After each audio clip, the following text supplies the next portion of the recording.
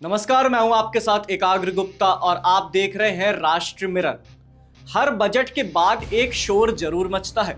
आम आदमी को क्या मिला? ये कॉरपोरेट बजट है, चुनावी बजट है। लेकिन जरा ठहरिए, अगर आप बजट 2026-27 को नारों से नहीं, नंबर, स्ट्रक्चर और दिशा से देख रहे हैं तो साफ दिखता है कि ये बजट लोक लुभावन नहीं, long term nation building budget है।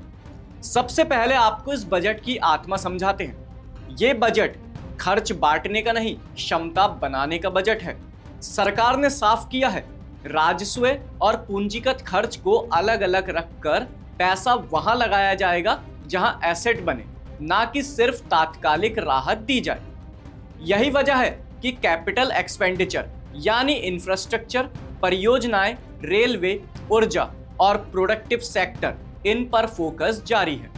यानी सड़क, रेल, बिजली, इंडस्ट्री जो रोजगार भी बनाते हैं और जीडीपी भी बढ़ाते हैं। अब जरा राजकोषीय जिम्मेदारी की बात करते हैं। इस बजट में एफआरबीएम एक्ट के तहत मध्यम अवधि की स्पष्ट फिस्कल रोड मैप दी गई है। राजकोषीय घाटा, राजस्व घाटा, सरकारी कर्ज, सब पर ट्रांसपेरेंट टारगेट्स।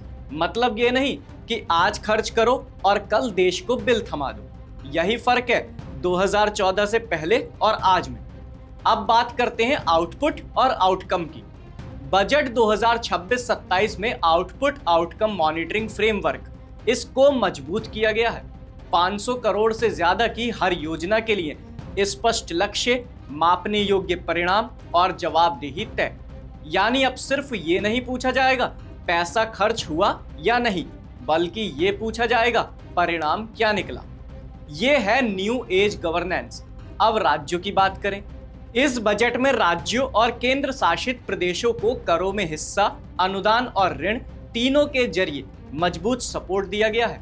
मतलब सहकारी संघवाद सिर्फ शब्द नहीं, नीति है।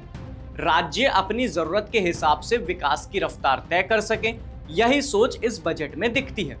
और एक बहुत जरूरी बात, इस बजट में लोकलेखा, आकस्मिकता निधि, संवित निधि, हर चीज की संवैधानिक और लेखांकन स्पष्टता रखी गई है। कोई छुपा हुआ खर्च नहीं, कोई फाइनेंशियल जुगाड़ नहीं, सब कुछ संविधान के फ्रेमवर्क के अंदर। यही वजह है कि आज भारत की फाइनेंशियल साख ग्लोबल लेवल पर मजबूत है। अब बड़ा सवाल, क्या ये बजट गरीब विरोधी है? बिल्कुल नहीं। शिक्षा, स्वास्थ्य, महिला केंद्रित योजनाएं, SC/ST और बच्चों से जुड़ी स्कीमें, सबको स्पष्ट बजट हेड के साथ जगह दी गई है। लेकिन फर्क ये है, यहाँ स्थायी समाधान पर भरोसा है, ना कि फ्रीवी कल्चर पर।